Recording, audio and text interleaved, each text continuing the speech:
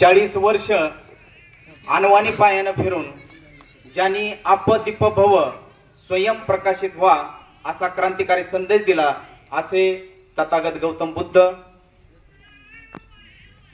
ज्यांनी कीर्तनासारख्या प्रभावी माध्यमातून नाचू कीर्तनाचे रंगी ज्ञानदीप लावू जगी असा क्रांतिकारी संदेश देणारे राष्ट्रसंत नामदेव महाराज, राष्ट्रसंत मीराबाई, राष्ट्रसंत कान्होपात्रा, राष्ट्रसंत कबीर महाराज, राष्ट्रसंत चोखा मेळा, राष्ट्रसंत सेनाजी महाराज, राष्ट्रसंत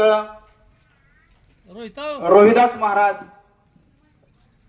ज्यांनी या महाराष्ट्राला 2 छत्रपती दिले अशा राजमाता राष्ट्रमाता मासाहेब जिजाऊ, ज्यांनी स्वतःच्या बायकोचं कुंकू पुसून स्वतःचा शिर तळहातावरती ठेवून सह्याद्रीच्या कड्या कपाऱ्या चढून बुद्धीच्या जोरावरती, सहकार्याच्या जोरावरती, तलवारीच्या जोरावरती, प्रयत्नाच्या जोरावरती, विज्ञानाच्या जोरावरती हे हिंदवी स्वराज्य निर्माण केलं असे हिंदवी स्वराज्य संस्थापक छत्रपती शिवाजी महाराज, ज्यांनी वयाच्या 14व्या वर्षी बुधभूषण नावाचा ग्रंथ लिहिला आणि त्या बुधभूषण नावाच्या ग्रंथामध्ये त्यांनी ठणकावून सांगितलं की जे नशिबावरती अवलंबून राहतात त्यांच्यासारखा शंड कोणी नाही आणि जो प्रयत्नावरती विश्वास ठेवतो त्याच्यासारखा मर्द कोणी नाही असा सांगणारा सिंहाचा छावा छत्रपती संभाजी महाराज. मन, मनगट आणि बुद्धी यांच्या जोरावरती आपण लोकाभिमुख असं राज्य निर्माण करू शकतो असा विश्वास प्रत्येक जनसामान्यामध्ये निर्माण करणाऱ्या राजमाता अहिल्यादेवी होळकर. तुझं गावच नाही का तीर्थ, तू रिकामं कशाला फिरतं असा क्रांतिकारी संदेश देणारे राष्ट्रसंत तुकडोजी महाराज, मुलींच्या शिक्षणासाठी ज्यांनी आपल्या अंगावर ते दगडगोटे झेलले, सेनाचे शेंतोडे खाल्ले अशा विद्येची खरी देवता सावित्रीबाई फुले, ज्यांनी छत्रपती शिवाजी महाराजांच्या समाधीचा शोध लावला, छत्रपती शिवरायांवरती पहिला पोवाडा लिहिला, स्त्री शिक्षणाचे उद्धार करते राष्ट्रपिता महात्मा ज्योतिराव फुले, माणसातील राजा, राजातील माणूस असे आरक्षणाचे जनक राजश्री शाहू महाराज. पृथ्वी ही शेषाच्या मस्तकावरती तरलेली नसून कष्टकरी माणसाच्या तळहातावरती वसलेले असा विज्ञानवादी दृष्टिकोन देणारे आणि आज आपण ज्यांच्या जयंतीच्या निमित्तानं या ठिकाणी एकत्रित आलेलो आहोत असे साहित्य रत्न सत्यशोधक अण्णाभाऊ साठे. 100 दिवस जगण्यापेक्षा 1 दिवस वाघ म्हणून जगा असा क्रांतिकारी संदेश देणारे आणि मी आज या ठिकाणी बोलायला उभा आहे, आपण ऐकायला उभा आहात असे आपल्याला संविधान देणारे, हक्काधिकार देणारे भारतरत्न, विश्वरत्न डॉक्टर बाबासाहेब आंबेडकर. गावागावामध्ये जाऊन दिवसा तर केरकचरा काढलाच, परंतु रात्री डोक्यात घुसलेली अंधश्रद्धा, रूढी, परंपरा ही घुसलेली घाण बाजूला काढून त्या ठिकाणी विज्ञानवाद, प्रयत्नवाद असे विचार घालण्याचं ज्यांनी काम केलं असे राष्ट्रसंत गाडगे महाराज. ज्या ज्या महामानवांनी, ज्या ज्या महान स्त्रियांनी या देशासाठी आपल्या आयुष्यातील वर्ष, वर्षातील महिने, महिन्यातील तास, तासातील प्रत्येक मिनिट, मिनिटातील प्रत्येक क्षण दिला त्या सर्व महामातांना आणि त्या सर्व महापुरुषांना आपल्या सर्वांच्या टाळ्यांच्या गजरामध्ये या ठिकाणी प्रथमतः अभिवादन करतो. आज खऱ्या अर्थानं लहुजी मित्रमंडळ, लहुजी सेना मित्रमंडळ मेडसिंगा या ग्रुपचं मला सर्वात पहिल्यांदा तुमचं मनापासून या ठिकाणी कौतुक आणि अभिनंदन करायचंय. कारण कौतुक आणि अभिनंदन यासाठी की आज जर आपण बघितलं तर माणूस माणसापासून लांब चाललाय. हृदय भिडायचं काम सध्या कमी आहे. हृदयामध्ये अक्षरशः दगडगोटे आहेत की काय अशा प्रकारची अवस्था असताना प्रत्येक माणसाला एकत्रित आणण्यासाठी आज जो हा कार्यक्रम केलाय, खरंच मनापासून ह्या ग्रुपचं मी या ठिकाणी प्रथमतः अभिनंदन करतो की आपण हृदय जवळ आणण्याचं काम करताय, माणसाला माणूस म्हणून जवळ आणण्याचं काम या ठिकाणी करताय. आज आपण साहित्यरत्न अण्णाभाऊ साठे यांच्या जयंतीच्या निमित्तानं आज या ठिकाणी एकत्रित आलेलो. आज महापुरुष जन्मलेला आहे आणि त्यांच्या जयंतीच्या निमित्तानं मी या ठिकाणी आलेलो. मी काय वेगळा नाही किंवा दुसऱ्या कुठल्या गावचा नाही, माझं मूळ गाव मेडसिंग आहे. मी वास्तव्याला चिखली ह्या गावामध्ये आहे, परंतु माझं मूळ गाव हे मेडशिंग आहे. आपल्या गावातील गोंडीबा राऊत यांचा मी नातू आहे. आपल्याच गावचे सुपुत्र अशोक राऊत यांचा मी मुलगा आहे. आणि समोर तुमच्यात बसलेला नितीन राऊत हा माझा मोठा भाऊ आहे. म्हणजे माझी वेगळी ओळख सांगायची गरज नाही. मी ह्या गावचा भूमिपुत्र आहे, मी ह्या गावचा सुपुत्र आहे आणि मला माझ्या गावाचा मनापासून पूर्णतः अभिमान आहे. आणि आज जयंतीच्या निमित्तानं, आज जयंती म्हणजे जन्मदिवस, खऱ्या अर्थानं साहित्यरत्न अण्णाभाऊ साठे यांचा आज जन्मदिवस आहे. आणि त्याच पद्धतीनं आज आपला सुद्धा जन्मदिवस व्हायला पाहिजे, आपला सुद्धा पुनर्जन्म व्हायला पाहिजे. कारण वाईट विचारांच्या माणसाची संगत तुटली आणि चांगल्या विचाराची माणसं जुळली, त्या ठिकाणी खऱ्या अर्थानं आपला पुनर्जन्म झाला, आपला जन्म झाला असं आपल्याला म्हणता येईल. किंवा आपल्यातील वाईट व्यसन जडून आपण एखादी चांगली गोष्ट हातामध्ये घेतो आणि ज्यावेळेस चांगलं काहीतरी करायचं हा विचार आपल्या मनामध्ये येतो, त्यावेळेस आपला खरा जन्म झाला असं आपल्याला म्हणता येईल. किंवा लोकांच्या उद्धारासाठी, गावाच्या उद्धारासाठी महापुरुषांचे विचार प्रत्येक माणसापर्यंत कसे पोहोचले पाहिजेत हे विचार ज्यावेळेस तुमच्या मनामध्ये सुरुवात होईल ना, त्यावेळेस खऱ्या अर्थानं तुमचा जन्म झाला असं म्हणता येईल. आणि सर्वांना माझी विनंती आहे की आज या कार्यक्रमाच्या निमित्तानं मी या ठिकाणी बोलायला उभा आहे. वेळात वेळ काढून आलेलो आहे, आपण सुद्धा वेळात वेळ काढून या ठिकाणी आलेला आहात. आणि सगळ्यात महत्वाचं म्हणजे कुठलंही कार्य करताना आपण वर्तमानात जीवन जगणं खूप महत्वाचं आहे. आपण वर्तमानात असलं पाहिजे. कारण मी या ठिकाणी स्टेजवर बोलतोय आणि बोलत असताना मी भूतकाळात काही गोष्टी असतील माझ्या डोक्यामध्ये आणि त्याच्यामध्ये जर मी रममान होत असेल आणि भविष्य काळाचा वेध घेत असेल तर मी काय तुम्हाला मला सांगायचंय किंवा मला काय जे बोलायचंय मी ते प्रभावीपणे मांडू शकत नाही. आणि तुम्हाला ऐकणाऱ्या माणसाला तुम्ही या ठिकाणी धडानं या ठिकाणी आहेत, परंतु मनाने या ठिकाणी जर तुम्ही नसाल, तुम्ही कुठल्या तरी भूतकाळात घडलेल्या गोष्टीचा वेध घेत असाल आणि भविष्य काळाचा जर विचार करत असाल तर समोरचा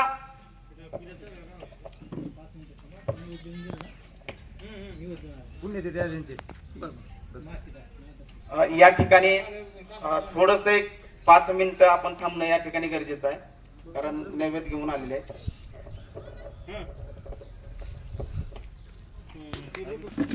तर आपण वर्तमानात राहा ही माझी तुम्हाला नम्रपणे विनंती आहे.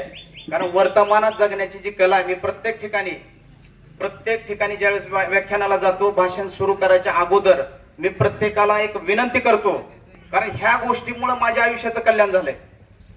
आणि बोलणाऱ्या वक्त्याचं जे बोलणं आहे ते अनुभवाचं बोलणं असलं पाहिजे. कारण माझ्या आयुष्याचं कल्याण झालंय, वर्तमानात जीवन जगण्याची कला ती मी अनुभवली आहे, त्यानुसार मी चलतोय.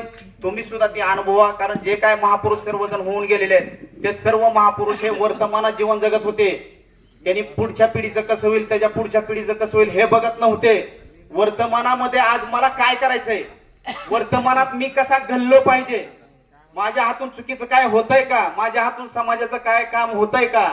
जन्माला येऊन कुत्र्या मांजरासारखं जीवन जगण्यापेक्षा जन्माला येऊन आपण उद्धाराचं काहीतरी काम करायचं ही आपल्या डोक्यात कधी येणार आहे, ज्यावेळेस आपण वर्तमानामध्ये जीवन जगणार आहे. आपण जर नुसता भूतकाळाचाच वेध घेत असेल, भविष्य काळात काय करायचं ह्याच गोष्टी जर तुमच्या डोक्यामध्ये असतील तर मी काय बोलवलं हे तुम्हाला समजणार नाही आणि तुम्हाला काय पाहिजे हे मला समजणार नाही. त्यामुळे प्लीज सर्वांना माझी विनंती आहे की वर्तमानात राहा. ह्या मिळालेल्या वेळेचं तुम्ही संधीचं सोनं करा. ही सोनं तुम्हाला मी देऊन जाणार आहे, खूप मोठा खजिना तुम्हाला देऊन जाणार आहे. कारण मी जे बोलणार आहे ते माझ्या अनुभवातलं बोलणार आहे, पुस्तकातलं पाठांतर करून मी बोलणारा वक्ता नाही. मी अनुभवाची शिदोरी तुम्हाला या ठिकाणी देण्याचा प्रयत्न करणार आहे. तरी सर्वांना प्लीज विनंती आहे की आपण वर्तमानामध्ये तुमच्या डोक्यात काय असेल ते विषय सोडून द्या. एक 15-20 मिनिटं फक्त साहित्यरत्न अण्णाभाऊ साठे यांचा इतिहास, त्यांचं कर्तृत्व हे फक्त तुम्ही अनुभवण्याचा या ठिकाणी प्रयत्न करा. आज आपण साहित्यरत्न अण्णाभाऊ साठे यांच्या जयंतीच्या निमित्तानं या ठिकाणी एकत्रित आलेलो आहोत आणि क्रांतिकारी कार्याला मेडशिंगा या गावामध्ये सुरुवात झाली असं म्हणायला काही हरकत नसावी. कारण साहित्यरत्न अण्णाभाऊ साठे यांचं जे साहित्य आहे ते साहित्य आपली बुद्धी सत्याकडे घेऊन जाणार आहे. साहित्यरत्न अण्णाभाऊ साठे यांचं साहित्य जे आहे ते आपलं हृदय मानवतेकडे घेऊन जाणार आहे. आणि साहित्यरत्न अण्णाभाऊ साठे यांचं साहित्य, त्यांनी जे लिहिलेलं साहित्य आहे ते लिहिलेलं लिखाण साहित्य हे आपले शरीर कष्टाकडे घेऊन जाण्याची ताकद जर कुठल्या मूल्यामध्ये असतील तर ती ह्या मूल्यांमध्ये आहे. तुम्ही तुमची बुद्धी सत्याकडे असेल, हृदय मानवतेकडे असेल आणि शरीर कष्टाकडे जर असेल, हे 3 मूल्य जर तुमच्यामध्ये असतील तर तुम्हाला यशस्वी होण्यापासून कोणीही रोखू शकत नाही. तुम्हाला इतिहास घडविण्यापासून कोणीही रोखू शकत नाही. हे साहित्यरत्न अण्णाभाऊ साठे यांचे साहित्य जर बघितलं तर ते आपल्याला लक्षात येईल. आज साहित्यरत्न अण्णाभाऊ साठे यांचं नेमकं तत्व तरी कुठलं मांडावं किंवा त्यांचे पैलू तरी नेमकं तुमच्या समोर कुठले मांडावेत. कारण त्यांच्या एका पैलूवरती एक दिवस बोलल एवढे त्यांचे भारी भारी मूल्य आहेत, एवढी त्यांची विद्वत्ता मोठी आहे. त्यांचं बोलावं तरी काय, साहित्यावर बोलावं का त्यांच्या लिहिलेले नाटक त्या नाटकासंदर्भात बोलावं, त्यांच्या साहित्यावर जे निर्मिती झालेले चित्रपट आहेत त्या चित्रपटावर बोलावं का वगनाट्यावर बोलावं का तमाशावर बोलावं का त्यांनी जो मुंबईसाठी घेतलेला लढा आहे त्या लढ्यासाठी बोलावं. कारण असे वेगवेगळ्या प्रकारचे पैलू साहित्यरत्न अण्णाभाऊ साठे यांच्या चरित्रामध्ये आपल्याला पाहायला मिळतील. आणि साहित्यरत्न अण्णाभाऊ साठे यांचा जन्म अतिशय एका प्रतिकूल परिस्थिती असणाऱ्या गरीब कुटुंबामध्ये त्यांचा जन्म झालेला आहे. आज आपला जन्म जरी गरीब कुटुंबात झालेला असेल, आपण काय करतो, आपल्या आई वडिलांना दोष देतो. माझ्या आई वडिलांना माझ्यासाठी काय केलंय, किंवा वडिलोपार्जित माझ्याकडे काही इस्टेट आहे का, किंवा मी कुणाचं काय लुबाडू, ह्याचं लुबाडू का त्याचं लुबाडू, अशा प्रकारचे निगेटिव्ह थिंकिंग आपल्या मनामध्ये येते. परंतु साहित्यरत्न अण्णाभाऊ साठे यांचा जन्म प्रतिकूल गरीब असणाऱ्या परिस्थितीमध्ये त्यांचा जन्म झाला. परंतु साहित्यरत्न अण्णाभाऊ साठेंनी आपल्या प्रतिकूल असणाऱ्या परिस्थिती समोर कधीही हार मानली नाही, कधीच हार मानली नाही. कारण महापुरुष ते असतात ते आपल्या परिस्थितीच्या पुढे कधी गुडघे टेकत नाहीत. महापुरुष ते असतात आपल्या डोक्यामध्ये जे स्वप्न असतात त्या स्वप्नांचा पाठपुरावा करतात. महापुरुष ते असतात की आपल्या साहित्यामुळं, आपल्या लेखणीच्या जोरावरती, आपल्या आकाशवाणीच्या जोरावरती लोकांचा उद्धार करण्याचे विचार आणि त्या विचारापासून आपण कधीच अलिप्त व्हायचं नाही, कधीच पाठीमागे हटायचं नाही. असे विचार महापुरुषांचेच असतात. ते सामान्य लोकांचे विचार असू शकत नाहीत. असामान्य लोकच इतिहास घडवू शकतात. ज्या लोकांना लोक वेडे म्हणतात ना, तीच लोक इतिहास घडवू शकतात. तर आपण साहित्यरत्न अण्णाभाऊ साठे यांच्या चरित्राचा अभ्यास करत असताना त्यांचा जन्म प्रतिकूल परिस्थितीमध्ये झाला आणि साहित्यरत्न अण्णाभाऊ साठेंनी जी फकीरा नावाची कादंबरी लिहिलेली आहे, फकीरा नावाचा तरुण इंग्रजांसोबत बंड करून पेटून उठलेला असतो. हातामध्ये तलवार घेऊन घोड्यावरती बसून इंग्रजांचा खजिना लुटायचा, इंग्रजांना त्रास द्यायचा, इंग्रज अधिकारी मारायचे. आणि ह्या जी काय पिचलेला समाज आहे, जो काही स्वातंत्र्य आहे म्हणायला आहे, परंतु जातीच्या आधारावरती ज्या ठिकाणी अन्याय होतो, जातीच्या आधारावरती ज्या ठिकाणी अत्याचार होतो, त्या अन्यायी जुलमी राजवटीच्या विरोधामध्ये बंड करून पेटलेला तरुण म्हणजे तो फकीर आहे. आणि ज्यावेळेस फकीराला इंग्रज पकडतात आणि इंग्रजांनी ज्यावेळेस फकीराला पकडलं आणि फकीराला पकडल्यानंतर तो फकीरा इंग्रजांना विनंती करतोय की ज्यावेळेस तुम्ही माझ्या घराची झाडाझडती घेताय, झाडाझडती घेताना देवघरामध्ये जी तलवार आहे ती तलवार तेवढी तुम्ही जप्त करू नका. कारण ती तलवार माझ्या खापर पंजोबाला छत्रपती शिवाजी महाराजांनी ती तलवार दिलेली आहे, ती तलवार तेवढी तुम्ही जप्त करू नका, असं त्या फकीरा कादंबरीमध्ये साहित्यरत्न अण्णाभाऊ साठेंनी लिहिलेलं आहे. आणि त्या फकीरा कादंबरीला महाराष्ट्र शासनाने पुरस्कार दिलेला आहे. आणि ज्यावेळेस आपण फकीरा कादंबरी वाचायला घेतो, फकीरा कादंबरी वाचायला घेतल्यानंतर आपण ज्यावेळेस प्रस्तावना वाचत असतो, प्रस्तावना वाचताना साहित्यरत्न अण्णाभाऊ साठेंचे विचार किती प्रगल्भ आहेत, किती कृतज्ञ आहेत हे तुम्हाला त्या ठिकाणी दिसून येईल. प्रस्तावनेमध्ये साहित्यरत्न अण्णाभाऊ साठे सांगतात की फकीरा हा दुसरा तिसरा कोणी नाही, फकीरा हा माझा नातलग आहे, फकीरा हा माझा मामा आहे. ज्यावेळेस अण्णाभाऊ साठे, साहित्यरत्न अण्णाभाऊ साठेंचा जन्म 1 ऑगस्ट 1920 रोजी सांगली जिल्ह्यातील वाटेगाव या गावामध्ये झाला. त्यावेळेस झाल्यानंतर फकीरा घोड्यावरती आला त्यांच्या घराकडे आणि घोड्यावरती आल्यानंतर त्यांची जी बहीण होती, बहीण बाळातीन झालेली होती आणि जो खजिना लुटलेला होता, इंग्रजांचा खजिना लुटलेला होता, सरकाराचा खजिना लुटलेला होता, तर त्याच्यामध्ये 2 मोठी सोन्याचे शिक्के देण्याचं काम फकीरानं केलेलं आहे. आणि साहित्यरत्न अण्णाभाऊ साठे असं सांगतात की फकीराचं कर्तृत्व एवढं मोठं आहे, आबाळ एवढं मोठं कर्तृत्व आहे की 2 मोठं जे सोनं, 2 मोठे जे शिक्के दिलेले होते त्या शिक्क्यावरती माझ्या आईचं बाळातपण झालं, माझी काळजी घेतली गेली, त्याचं उपकार एवढं आहेत की ते मी फेडू शकत नाही. परंतु तो फेडण्याचा प्रयत्न ह्या फकीरा नावाच्या कादंबरीतून मी प्रयत्न करत आहे. अशा पद्धतीचं साहित्यरत्न अण्णाभाऊ साठे यांचे विचार होते. साहित्यरत्न अण्णाभाऊ साठे लहानाचे मोठे होत होते आणि लहानाचे मोठे होत असताना साहित्यरत्न अण्णाभाऊ साठे एका तमाशाच्या फडामध्ये तमाशा बघण्यासाठी गेले आणि तमाशा अगदी रंगात आला होता. तमाशा अगदी रंगात आला आणि त्याच वेळेस एक भरदार छातीचा पिळदार शरीराचा पहिलवान असणारा एक माणूस त्या ठिकाणी आला आणि सर्व लोक उठायला लागले, शिट्ट्या मारायला लागले, त्यांच्या गर्जना करायला लागले. त्यांचं स्वागत त्या ठिकाणी झालं आणि झाल्यानंतर परत त्यांच्या पाठीमागे इंग्रज आले आणि इंग्रज त्यांना पकडणार. तोच त्या माणसानं त्या ठिकाणातून धूम ठोकली आणि साहित्यरत्न अण्णाभाऊ साठेला वाटलं की हा एवढा मोठा माणूस कोण आहे की हा माणूस आल्यानंतर हजारो लोक उठून उभे राहिले. हजारो लोकांनी अक्षरशः टाळ्यांचा वर्षाव केला. हजारो लोक त्यांना किंमत देत होती, त्यांच्या पुढे नतमस्तक होती. हा माणूस नेमकं कोण आहे? तो माणूस पुढे साहित्यरत्न अण्णाभाऊ साठे पाठीमाग आणि त्यांना असं वाटलं की कोणतरी पोरग माझा पाठलाग करतय. आणि ज्या वेळेस साहित्यरत्न अण्णाभाऊ साठे यांना त्यांनी जवळ घेतलं आणि त्यांनी विचारलं अरे तू माझा पाठलाग काय करतोय? त्यावेळेस साहित्यरत्न अण्णाभाऊ साठे लहान लेकरू त्या लहान मुलांना सांगितलं की मी तुम्हाला रस्ता दाखवण्याचं काम करतोय आणि तो माणूस दुसरा तिसरा कोणी नसून तो म्हणजे क्रांतिसिंह नाना पाटील. कारण साहित्यरत्न अण्णाभाऊ साठे हे कुण्याही आयऱ्या गायऱ्या गुरूंच्या तालमीत तयार झालेले नव्हते. साहित्यरत्न अशा या क्रांतिकारक लोकांच्या सानिध्यात आले आणि क्रांतिकारक लोकांच्या सानिध्यात आले म्हणून ते घडलं. म्हणून मी काय म्हणतो की आपली जी संगत आहे, आपली संगत खूप मॅटर करते. तुम्ही कुणासोबत आहात, तुमचे मित्र कोण आहेत? आपण जर 4 व्यसनी लोकांसोबत जर राहिलो तर 5वे व्यसनी माणूस आपण आहेत. आपण 4 विद्वान लोकांच्या सोबत राहिलो तर 5वा विद्वान माणूस आपण आहेत. आपण जर 4 मूर्ख लोकांच्या नादाला लागलो तर 5वा मूर्ख माणूस आपण आहेत. आपण जर इतिहास घडविणाऱ्या 4 लोकांसोबत राहिलो तर 5वा इतिहास घडविणारा माणूस आपण आहोत. म्हणून मी म्हणतोय की संगत खूप मॅटर करते.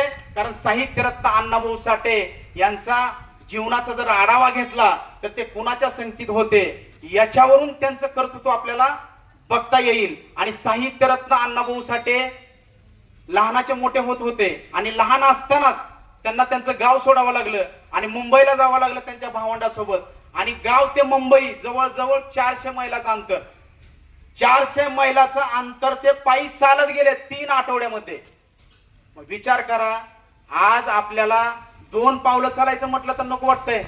आपल्याला गाडी राहावी वाटते, 4 व्हीलर राहावी वाटते. पण ह्या महान सत्यशोधक शिवशाहीर साहित्यरत्न अण्णाभाऊ साठे त्यावेळेस पायी गेले आणि मुंबईला गेले. त्यांनी त्या कोळशाच्या खाणीमध्ये सुरुवातीला काम केलं, कामगार म्हणून काम केलं, अनेक ठिकाणी मिलमध्ये काम केलं. आणि काम करत असताना घर ते कामाचं ठिकाण पूर्ण प्रवासात पायी होता.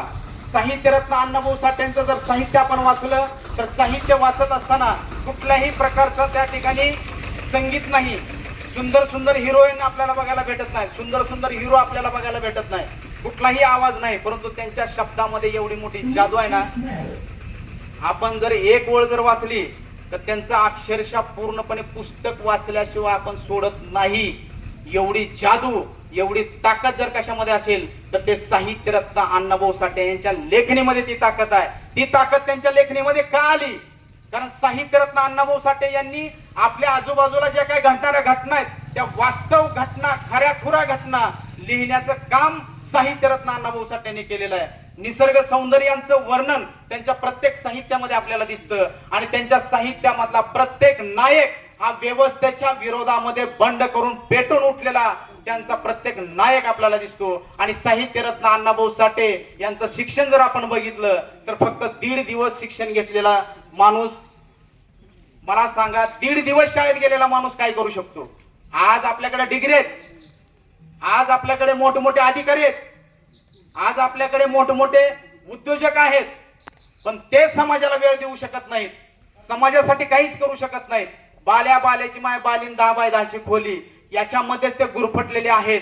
परंतु साहित्यरत्न अण्णाभाऊ साठे 1.5 दिवस शाळेत गेले, लेहला वाचायला आलं, परंतु लेहला वाचायला आलेली जी ताकद होती त्या ताकदीच्या जोरावरती इथली जी काय व्यवस्था होती त्या व्यवस्थेची मुळं उपटून टाकायची ताकद त्यांच्या लेखणीमध्ये होती. हे आपण लक्षामध्ये घेतलं पाहिजे. आज आपण किती तर शिकलेलो आहे, आपल्याकडे डिग्री आहेत, डिग्री असून आज आपण काय करतोय? साहित्यरत्न अण्णाभाऊ साठे यांच्या जयंतीच्या निमित्तानं आपल्याला काय शिकायचंय?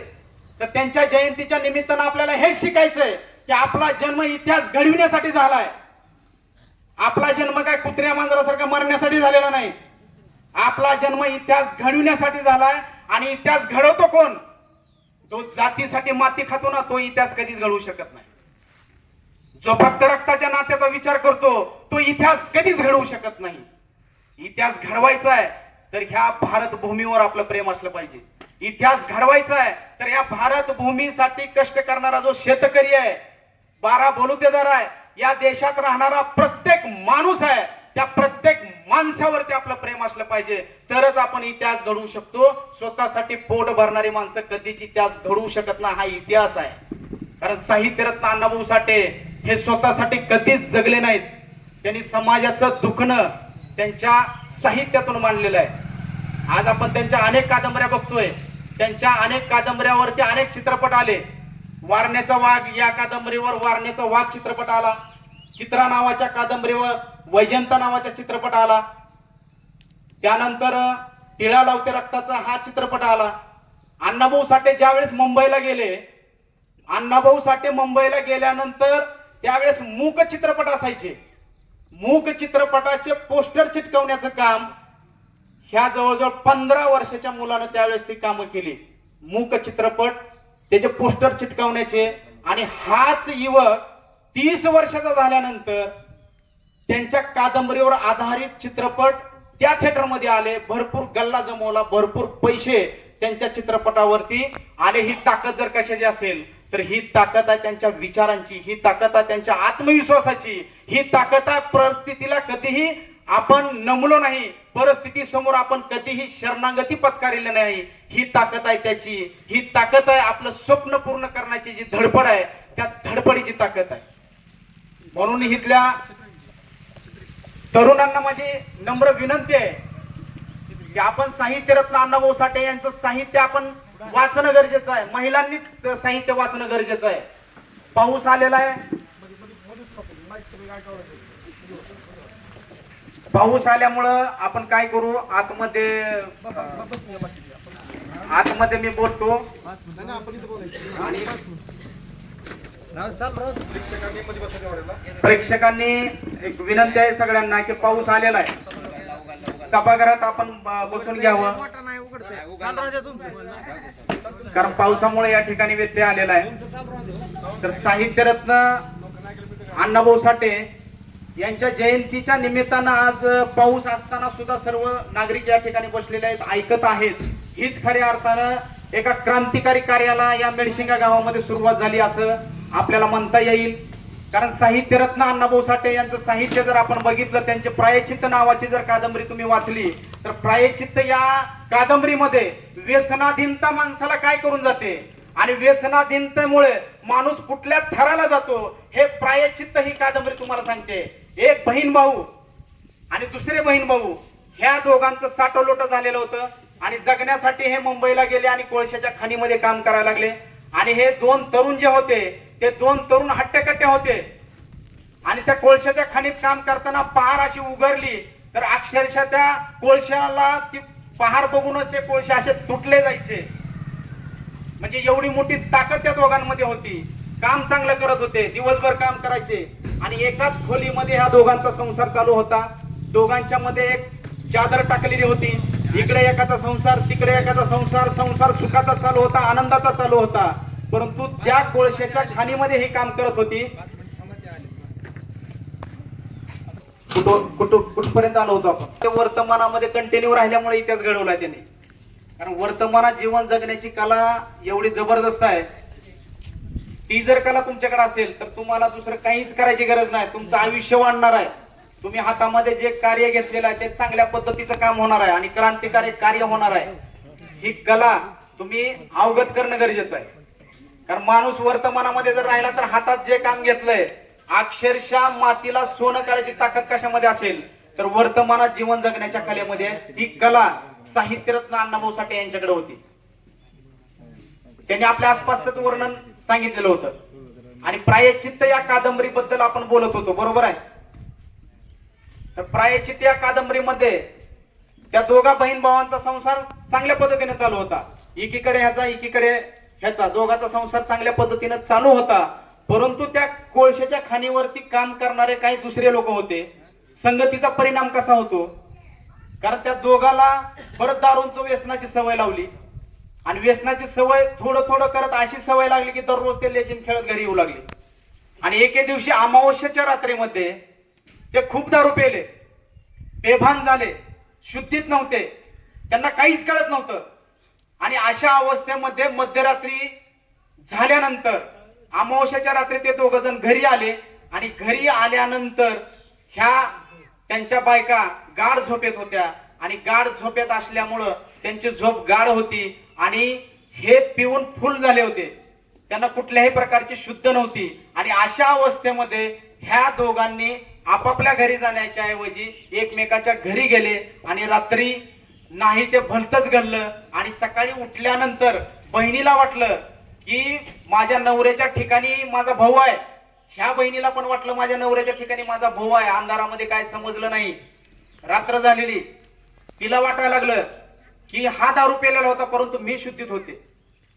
आणि अक्षरशः साहित्यरत्न अण्णाभाऊ साठेंनी आपल्या साहित्यामध्ये आपलं चारित्र्य किती महत्वाचं आहे, नाती किती महत्वाचे आहेत आणि व्यसनाधीनता माणसाला कुठल्या थराला घेऊन जाते हे सांगणारी कादंबरी आहे प्रायश्चित्त.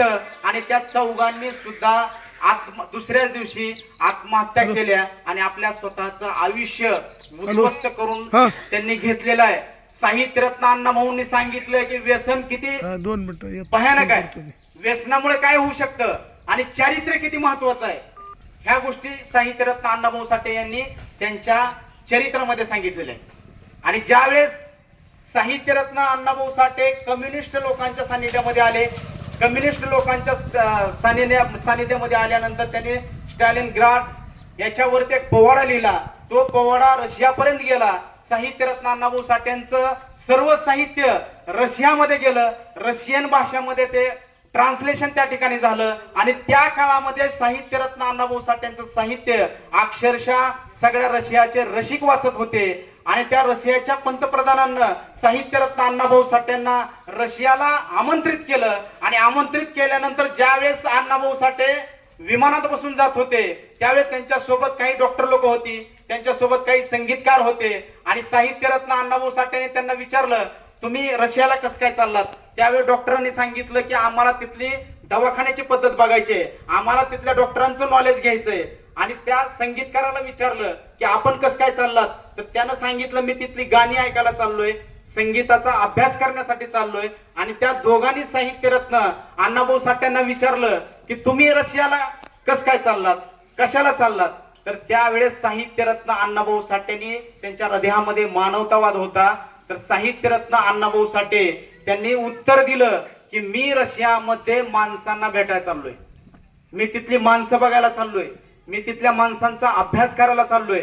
आणि रशियामध्ये गेल्यानंतर सुद्धा साहित्यरत्न अण्णाभाऊ साठेंनी कुठली गाडी वापरली नाही, कुठल्या गाडीमध्ये फोर व्हीलर मध्ये ते फिरले नाहीत. त्यांनी अक्षरशः पायी रस्त्यावरती फिरले, पायी फिरून तिथल्या लोकांचा अभ्यास केला, तिथल्या देशाचा अभ्यास केला, तिथल्या क्रांतीचा अभ्यास केला. आणि मॉस्को ह्या आकाशवाणीवरती ज्यावेळेस त्यांना बोलवण्यात आलं त्यावेळेस साहित्यरत्न अण्णाभाऊ साठेंनी संपूर्ण जगाला महाराष्ट्रामध्ये ज्यांनी स्वराज्य निर्माण केलं, स्वराज्याचे संस्थापक ज्यांनी स्वतःच्या बायकोचं कुंकू पुसून स्वतःचा शिर तळ हातावरती ठेवून तलवारीच्या जोरावरती, बुद्धीच्या जोरावरती, सहकार्याच्या जोरावरती, विज्ञानाच्या जोरावरती हे हिंदवी स्वराज्य निर्माण केलं, असे छत्रपती शिवाजी महाराजांचा इतिहास सगळ्या जगाला सांगणारा एकमेव शिवशाहीर जर त्या काळात कोण असेल तर ते म्हणजे साहित्यरत्न अण्णाभाऊ साठे. साहित्यरत्न अण्णाभाऊ साठेंचं रशियामध्ये खूप मोठं स्वागत झालं. परत ते भारतात आले आणि साहित्यरत्न अण्णाभाऊ साठे भारतात आल्यानंतर तिकडं त्या काळातले पंतप्रधान पंडित जवाहरलाल नेहरू ज्यावेळेस तिकडे गेले रशियाला गेल्यानंतर तिथल्या रशियातल्या लोकांनी सांगितलं की तुमच्या भारतामधून साहित्यरत्न अण्णाभाऊ साठे आले होते. आणि पंडित जवाहरलाल नेहरूंनी उत्तर दिले की हा अण्णाभाऊ साठे कोण आहे मला माहितीच नाही. आणि ज्यावेळेस पंडित नेहरू भारतामध्ये आले, भारतात आल्यानंतर दिल्लीवरून त्यांनी महाराष्ट्रामध्ये पत्र व्यवहार केला साहित्यरत्न अण्णाभाऊ साठेंना की मला तुम्हाला भेटायचं आहे, तुम्ही दिल्लीला या.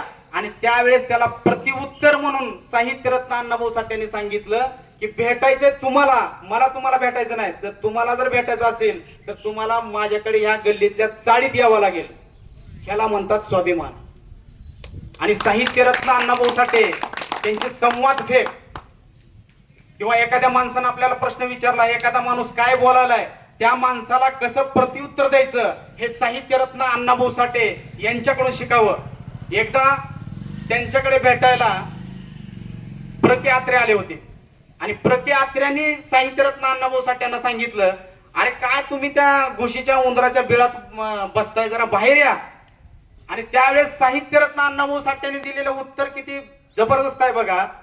साहित्यरत्न अण्णाभाऊ साठ्यांनी त्यांना सांगितलं, तुम्ही ज्याला उंदराचे घुशीचे बीळ समजता, ही वारणेच्या वाघाची गुहा आहे. अशा पद्धतीचं प्रत्युत्तर साहित्यरत्न अण्णाभाऊ साठे देत होते. आणि साहित्यरत्न अण्णाभाऊ साठेंनी 16 ऑगस्ट 1947 ला मोर्चा काढला होता. ये आजादी झूठी है, देश की जनता भूके. संबंध देशातील लोकांना प्रश्न पडलाय की स्वातंत्र्य मिळालंय आणि 16 ऑगस्ट 1947 ला एवढा पाऊस पडला की तेवढा पाऊस आजपर्यंत पडला नाही. आणि संपूर्ण भारतातून लोक त्यांच्या आंदोलनाला आलेली होती. आणि त्या आंदोलनाचा नारा होता, ये आजादी झूठी है, देश की जनता भूके. म्हणजे साहित्यरत्न अण्णाभाऊ साठे यांचं स्वातंत्र्य वेगळं होतं, हे आपण समजून घेणं गरजेचं आहे. आणि आज 2025 मध्ये जर आपण बघितलं तर आज आपण कुठल्या गुलामीमध्ये अडकलोय असं मला वाटतं माहिती आहे का. आज आपण सगळ्यात मोठी गुलामी, आज जातपात हा सर्वच आता नाहीसा झाल्यासारखं झालाय. सगळ्याच्या घरी पोटभर खायलाय, प्रत्येकाच्या घरामध्ये नोकरदार आहेत, चांगल्या पद्धतीने जीवन जगतात. आज उपाशी कोणीही मरू शकत नाही, चांगल्या पद्धतीचे कपडे घालतात. दररोजच सण असल्यासारखं आज आयुष्यामध्ये आपल्या आहे प्रत्येकाच्या. परंतु आज सगळ्यात मोठी जर गुलामी कुठली असेल तर ती म्हणजे मोबाईलची गुलामी. कारण प्रबोधन करणारा जो आहे त्यानं जे चालू आहे, जे सत्य आहे, वास्तव आहे, ते लोकांना सांगितलं पाहिजे. साहित्यरत्न अण्णाभाऊ साठेने तेच सांगितलंय आणि मीही तुम्हाला तेच सांगण्याचा प्रयत्न करतो की आजची जी गुलामी आहे, मोबाईलची गुलामी, मोबाईल आपल्याला चालवायला लागलाय. आज मोबाईल मध्ये आपण काय बघतोय त्यानुसार आपलं माइंड काम करतोय आणि त्यानुसार माइंड केलं की शरीर आपलं त्यानुसार काम करतंय. आज मोबाईल आपल्यासाठी वरदान पण आहे आणि मोबाईल आपल्यासाठी शाप पण आहे. मग तुम्ही वरदान असल्यासारखा जर त्याचा वापर केला तर तुमच्या आयुष्याचं कल्याण आहे आणि तुम्ही जर त्याचा वापर वेगळा करत असाल तर तो तुमच्यासाठी शाप आहे. आज मोबाईल आपल्याला चालवतोय. एक उदाहरण जर तुम्हाला द्यायचं म्हटलं तर आज सिरियल जे असतात, सिरियल आपल्या माता भगिनी या ठिकाणी ऐकायला थांबलेले आहेत. आपण सिरियल बघताना माता भगिनी दिवसभराचं काम करतात. साहित्यरत्न अण्णाभाऊ साठेंच्या कादंबरीमध्ये जेवढ्या महिला आहेत, महिला पात्र आहेत, त्या नायिका म्हणून त्यांनी सांगितलेल्या आहेत. परिस्थितीच्या समोर शरणागती पत्करायची नाही तर परिस्थितीला आडवं करायचं आणि संकटाचा सामना करून आपण त्या ठिकाणी यशस्वी व्हायचं, हा मंत्र साहित्यरत्न अण्णाभाऊ साठेंनी दिलेला आहे. आणि त्यांच्यातल्या ज्या नायिका होत्या त्या नायिका झगडणाऱ्या होत्या, प्रयत्न करणाऱ्या होत्या, आलेल्या परिस्थितीला सामोरं जाणाऱ्या होत्या. पण आज जर आम्ही बघितलं तर आमच्या माता भगिनी दिवसभराचं काम करतात, काम केल्यानंतर घरी येतात. घरी आलं बराबर 7 वाजल्या की आपल्या घरामध्ये टीव्ही चालू असतो किंवा हातामध्ये मोबाईल चालू असतो. 7 वाजल्या बरोबर त्यांची आवडती सिरियल चालू होते. आवडती सिरियल चालू झाली की अर्धा तास सिरियल चलती आणि अर्धा तास सिरियल चालल्यानंतर शेवटी त्यांची आवडती हिरोईन समोर येते आणि आवडती हिरोईन समोर आली की असा कोणीतरी गण लावतो आणि त्या ठिकाणी सिरियल स्टॉप केली जाते. आणि त्याच वेळेस आमच्या माता भगिनींच्या डोक्यामध्ये विचार येतो, उद्या माझ्या हिरोईनचं काय होईल, उद्या माझ्या हिरोईनचं काय होईल. हे विचार आमच्या माता भगिनींच्या डोक्यामध्ये येतात. आमच्या माता भगिनींच्या डोक्यामध्ये विचार यायला पाहिजेत की माझ्या घरामध्ये कलेक्टर कसा तयार झाला पाहिजे, माझ्या घरामध्ये साहित्यरत्न अण्णाभाऊ साठे यांची पुस्तकं आणून माझ्या लेकरांनी ती पुस्तकं कशा पद्धतीने वाचली पाहिजेत आणि साहित्यरत्न अण्णाभाऊ साठेंचे क्रांतिकारी विचार माझ्या मुलांच्या डोक्यामध्ये गेले पाहिजे, माझ्या नवऱ्याच्या डोक्यामध्ये गेले पाहिजेत, माझ्या डोक्यामध्ये गेले पाहिजेत. हे विचार त्यांच्यामध्ये डोक्यामध्ये नसतात. तर उद्या माझ्या हिरोईनचं काय होईल हे विचार त्यांच्यामध्ये डोक्यामध्ये असतात. रात्री अक्षरशः 1-1.5 वाजता झोपलेले असतात, झोपेतून दचकतात आणि दचकल्यानंतर उठतात. दचकल्यानंतर अक्षरशः त्यांच्या शेजारी पतिदेव झोपलेले असतात, ते घाबरून उठतात की अरे काय झालं. त्यावेळेस ते म्हणते अहो नाही हो, उद्या माझ्या हिरोईनचं काय होईल ही माझ्या डोक्यामध्ये आहे. तर माझी माता भगिनींना विनंती आहे की आपण मोबाईल मध्ये ज्या सिरियल बघतोय, मोबाईल मध्ये साहित्यरत्न अण्णाभाऊ साठेंच्या कथा सरिता येतात, त्यांच्या तुम्ही कथा ऐकत जावा. त्यांच्या कादंबऱ्या येतात, पुस्तके येतात. आपण स्वयंपाक करत करत सुद्धा आपण पुस्तक ऐकू शकतो. पुरुष मंडळी आपण काम करत करत सुद्धा पुस्तकं ऐकू शकतो. मी माझं स्वतःचं उदाहरण तुम्हाला देतो की माझी सकाळची जी सुरुवात असते, सकाळी 4 वाजल्यापासून जवळजवळ 8 वाजेपर्यंत 4 तास मी कंटिन्यू पुस्तकं ऐकतोय. म्हणून जिल्हा उद्योग केंद्रामध्ये मी दिवसभर लेक्चर देतोय. सकाळी 10 वाजल्यापासून रात्री 6 वाजेपर्यंत मी त्यांच्यामध्ये एक उद्योजक कशा पद्धतीनं बनला पाहिजे, त्याची बुद्धी सत्याकडे, हृदय मानवतेकडे आणि शरीर कष्टाकडे कशा पद्धतीनं गेला पाहिजे, आणि ज्या गोष्टीला हात लावेल त्याचं सोनं कसं निर्माण करायचं, हे मार्गदर्शन मी जिल्हा उद्योग केंद्रामध्ये करतो. ह्याचं कारण जर काय असेल तर मोबाईलचा मी चांगल्या पद्धतीनं वापर केलाय. मी माझं वजन 15 किलो वजन माझं कमी केलं सर. मला मागाशी सरपंच साहेब आले म्हणले तुम्ही मला ओळखू झाले नाही, खूपच बदल झालाय. तर मी तुम्हाला सांगतो की मोबाईलचा वापर वरदानासारखा करा. मी त्याचा वापर वरदानासारखा केला, आशीर्वादासारखा केला. मी माझ्या मोबाईलला गुरु मानतोय, कारण मोबाईलच्या माध्यमातून मी माझं जवळजवळ 15 किलो वजन कमी केलंय. आणि वजन माझं कमी झाल्या म्हणजे माझी कार्यक्षमता वाढली आहे, उत्सुकता वाढली आहे, माझ्या कामाचं सातत्य टिकून आहे. आणि कुठल्याही गोष्टीमध्ये माणूस जर वाचन असेल आणि व्यायाम असेल तर तो कुठल्याही परिस्थितीला शरणागती पत्करत नाही. माझी इथल्या तरुणांना हात जोडून विनंती आहे की तुम्ही जर 2 व्यसनं स्वतःला लावली, वाचन आणि व्यायाम, ह्या 2 गोष्टी जर तुम्ही स्वतःला लावून घेतल्या तर तुमच्या आयुष्यामध्ये जी काही येणारी वाईट व्यसनं आहेत ती वाईट व्यसनं ऑटोमॅटिक कमी होतात. तुमचे 2 मित्र तुमच्या सोबत ठेवा, व्यायाम करा आणि पुस्तकं वाचा. ही 2 गोष्टी जर तुम्ही तुमच्या सोबत ठेवला, हे 2 मित्र जर तुम्ही तुमच्या सोबत ठेवले तर तुमच्यात इतिहास घडवायची ताकद आल्याशिवाय राहणार नाही. ही ताकद शब्दाची आहे. तुम्ही जर शब्द पेरले, साहित्यरत्न अण्णाभाऊ साठेंनी जी शब्द पेरले तर विचार उगवतात, विचार पेरले तर सवय उगवते, सवय पेरली चारित्र्य उगवतं, आणि चारित्र्य जर पेरलं तर इतिहास घडवण्याची ताकद आपल्यामध्ये आल्याशिवाय राहणार नाही. ही ताकद जर कशाची असेल तर ही वाचण्याची ताकद आहे. आपण वाचलं पाहिजे. आज 2025 मध्ये तुम्हाला कुठली पुस्तकं उपलब्ध नाहीत, मोबाईलवरती सगळी पुस्तकं येतात. आज साहित्यरत्न अण्णाभाऊ साठे यांच्या जयंतीच्या निमित्तानं आज आपण संकल्प केला पाहिजे की आपण वाचलं पाहिजे. वाचाल तर वाचाल, उगाच म्हटलेलं नाही. आपण जर वाचन केलं, व्यायाम केला, चांगल्या चांगल्या गोष्टीचं जर आपण अनुकरण केलं तर तुम्हाला जीवनामध्ये यशस्वी होण्यापासून कोणीही रोखू शकत नाही. साहित्यरत्न अण्णाभाऊ साठे 1.5 दिवस शाळेत गेलेले आहेत. 1.5 दिवस शाळेत गेलेला माणूस 35 कादंबऱ्या लिहितो, अनेक नाटक लिहितात, वगनाट्य लिहितात, आणि वगनाट्यामध्ये अक्षरशः वास्तव त्यांनी मांडण्याचा प्रयत्न केलेला आहे.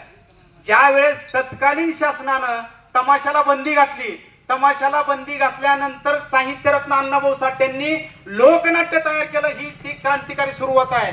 हा सगळ्यात पहिल्यांदा इतिहास जर कोणी घडविला असेल तर तो म्हणजे साहित्यरत्न अण्णाभाऊ साठे यांनी घडवलेला आहे.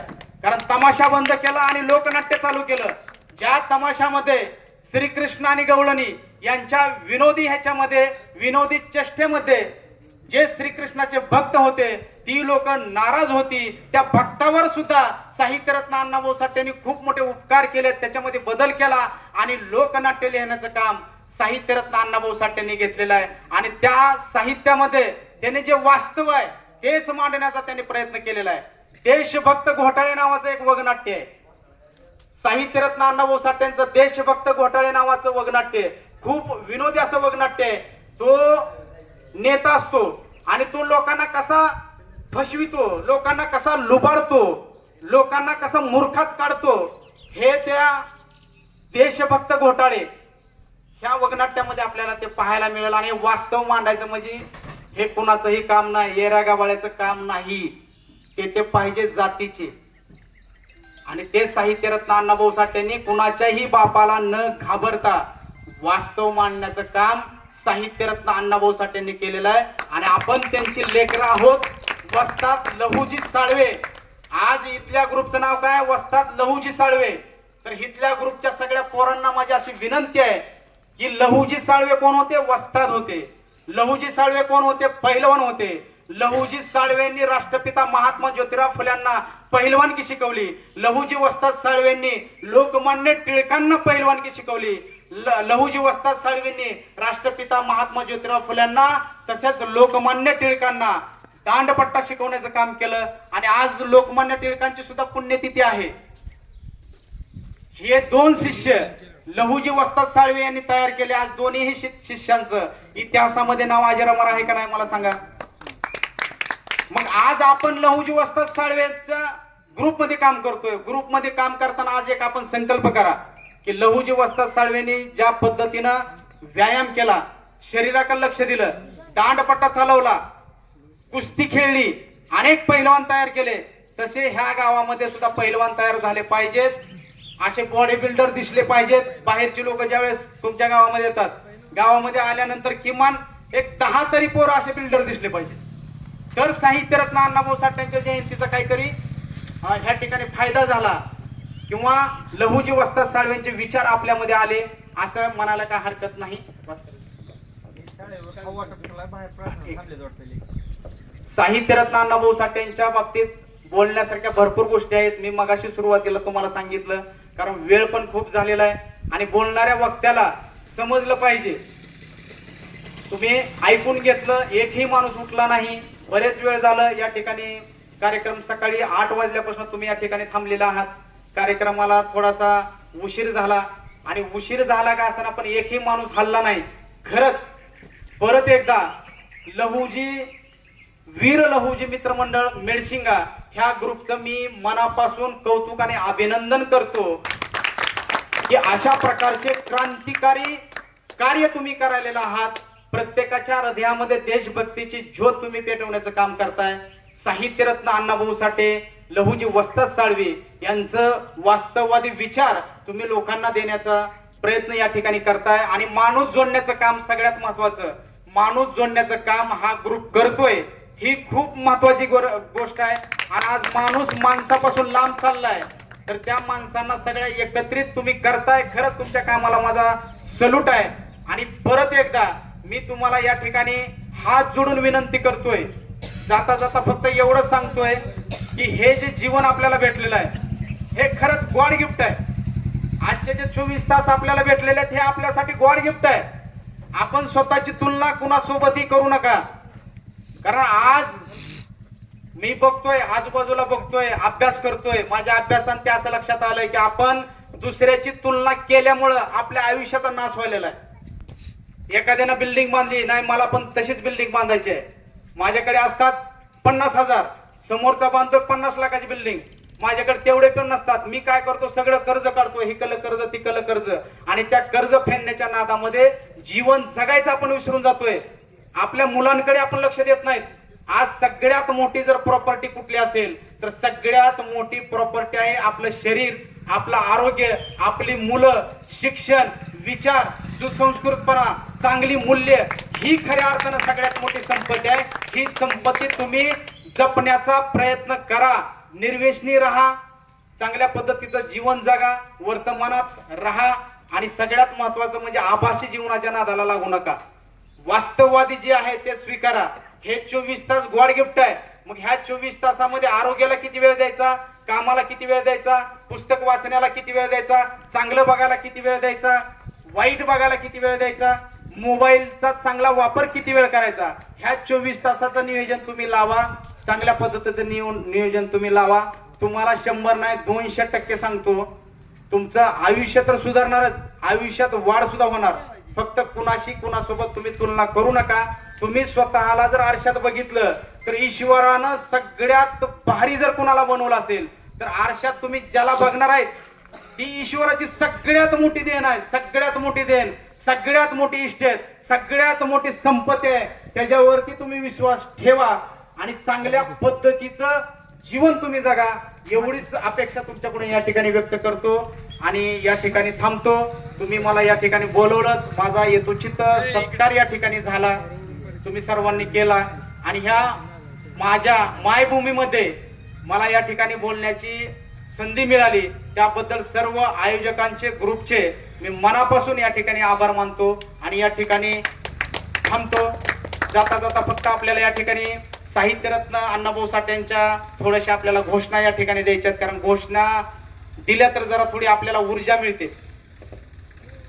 सत्यशोधक, शिवशाहीर, लोकसाहित्यिक, साहित्यरत्न डॉक्टर अण्णाभाऊ साठे यांचा, अण्णाभाऊ साठे यांचा, वीर लहुजी वस्ताद यांचा, छत्रपती शिवाजी महाराज की, छत्रपती संभाजी महाराज की, डॉक्टर बाबासाहेब आंबेडकरांचा.